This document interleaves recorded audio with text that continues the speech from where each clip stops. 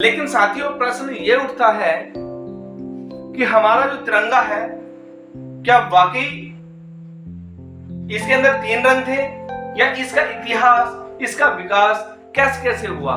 तो बात करते हैं 1857 की। याद आया होगा आपको, हमारे भारत के अंदर 1857 में एक विद्रोह हुआ था जिसे सैनिक विद्रोह का नाम दिया गया था, और भारतीय बुद्धिजीवियों के अनुसार उसे भारत का प्रथम स्वतंत्रता संग्राम की संज्ञा दी गई थी। लेकिन 1857 की जब हम बात करते हैं तो 1857 में सबसे पहले तिरंगे के बारे में भारतीयों के मन में एक विचार उत्पन्न हुआ। जैसे ही विचार उत्पन्न हुआ तो उसके कुछ समय के बाद हमारे भारत के अंदर 1857 का विद्रोह हुआ।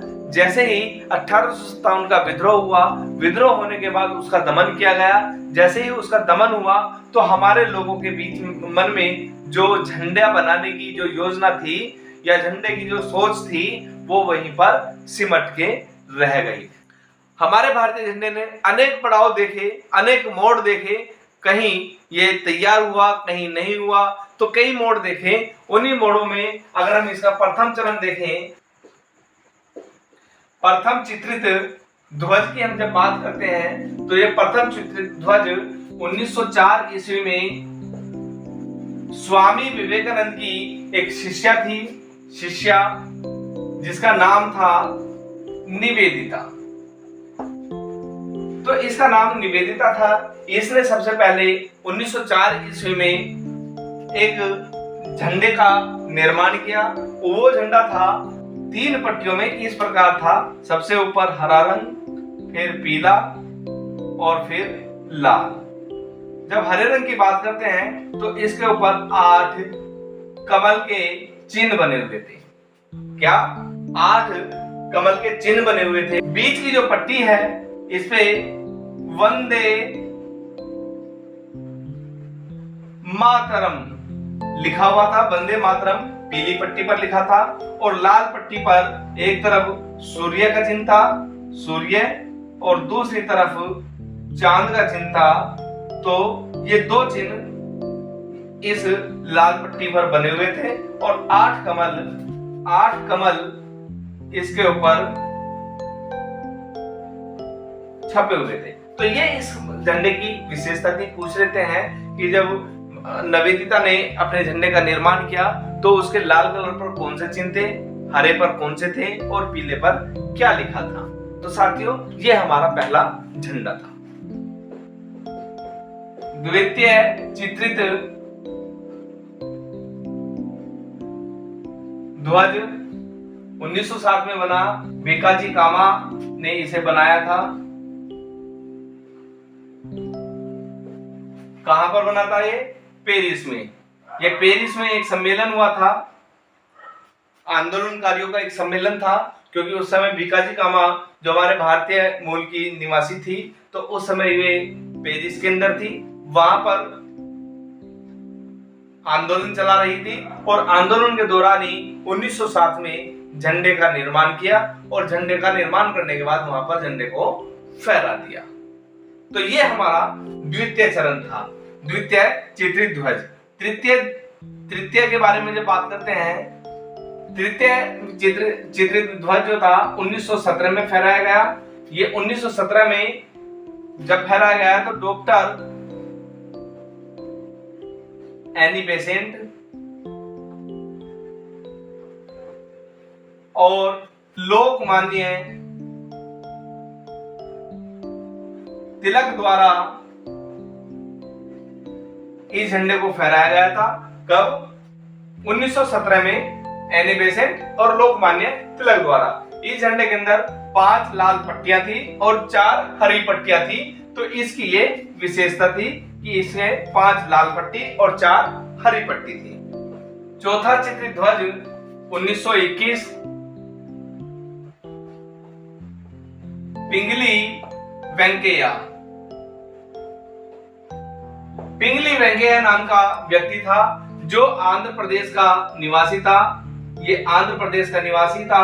तो इस पिंगली वेंकैया ने 1921 में गांधी जी के सम्मुख एक झंडे का निर्माण दिया, जो झंडा हमारा लाल रंग में और हरे रंग में बना हुआ था। लाल रंग हिंदुओं का प्रतीक था, क्योंकि सिंदूर भी लाल रंग का होता है, केसर रंग का होता है, और हरा रंग मुस्लिम का रंग होता है, मुसलमानों का रंग होता है। तो इन दोनों धर्मों को अपना आधार मानकर पिंगली वेंकैया ने भारत के झंडे का निर्माण किया 1921 ईस्वी में। जब गांधी जी के संपर्क में ये झंडा आया तो गांधी जी ने इसके अंदर कहा कि जो अन्य समुदाय के लोग हैं, जिसमें आपके जैन, बौद्ध, पारसी, आरसी जितने भी लोग हैं आपके, तो उनके लिए भी इस झंडे के अंदर स्थान होना चाहिए। शेष समुदायों के लिए इन्होंने सफेद रंग को इस झंडे में जोड़ दिया। तो जब सफेद रंग जोड़ दिया तो झंडा 3 रंग का हो गया, लाल, सफेद और हरा। क्योंकि सफेद रंग अन्य समुदायों को इंडिकेट कर रहा था, हरा रंग मुसलमानों के लिए और लाल रंग हिंदू के लिए इंडिकेट कर रहा था। तो गांधी जी ने यही झंडा 1929 के अधिवेशन में, कांग्रेस का अधिवेशन हुआ था 1929 ईस्वी के अधिवेशन में, लाहौर अधिवेशन था उस समय, तो इसी झंडे को फहरा करके इस झंडे को मान्यता दे दी कि हमारा तिरंगा हमारे सामने आ गया है। इस झंडे में एक खासियत और थी कि इस झंडे में ही चरखे का प्रयोग किया गया था। सफेद रंग में एक चरखे को बना दिया, और सफेद रंग में जब चरखे को बना दिया तो कहा कि ये प्रगति का चिन्ह है कि हमारा भारत आगे प्रगति कर रहा है। 22 जुलाई 1947 को जब भारतीय संविधान सभा का गठन हुआ तो 22 जुलाई 1947 को झंडा समिति बनी। जब झंडा समिति बनी तो इस समिति के जो अध्यक्ष थे वो जेबी कृपलानी थे। उन्होंने इस झंडे के अंदर लाल रंग, सफेद रंग और हरे रंग को ही अपना आधार माना, और इन तीनों रंग को ही एक पट्टी के रूप में इन्होंने बना दिया कि हमारा ये भारतीय झंडा है। तो ये भारतीय झंडा हमारा बन करके तैयार हो गया। तो जब झंडा बना लाल, सफेद और हरे रंग का, तो लाल रंग हमारा बलिदान का प्रतीक हुआ, सफेद झंडा हमारा शांति का प्रतीक हुआ, और हरा समृद्धि का प्रतीक हुआ। तो ये तीनों झंडों की तीनों पट्टियों की हमारी खासियत हुई। लेकिन सफेद में जहां चरखा का प्रयोग किया जाता था वहां ये चरखा हटा दिया गया और कहा डॉक्टर भीमराव अंबेडकर ने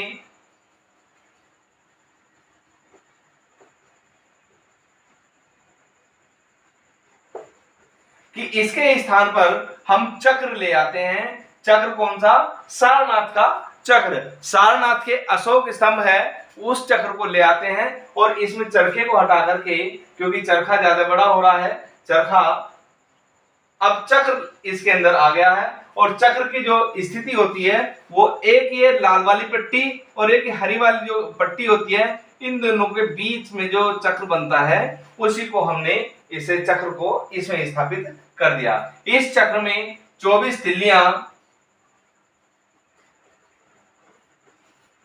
तिल्ली इसमें दिखाई गई हैं और ये चक्र निरंतर प्रगति का चिन्ह माना गया। आज वर्तमान में इसी झंडे को हम लाल किले से फहराते हैं, क्योंकि 24 जनवरी को हमारे भारतीय संविधान में इस झंडे को स्वीकार कर लिया गया और 26 जनवरी को इस झंडे को फहराया गया। अब ये हमारे झंडे की स्थिति थी।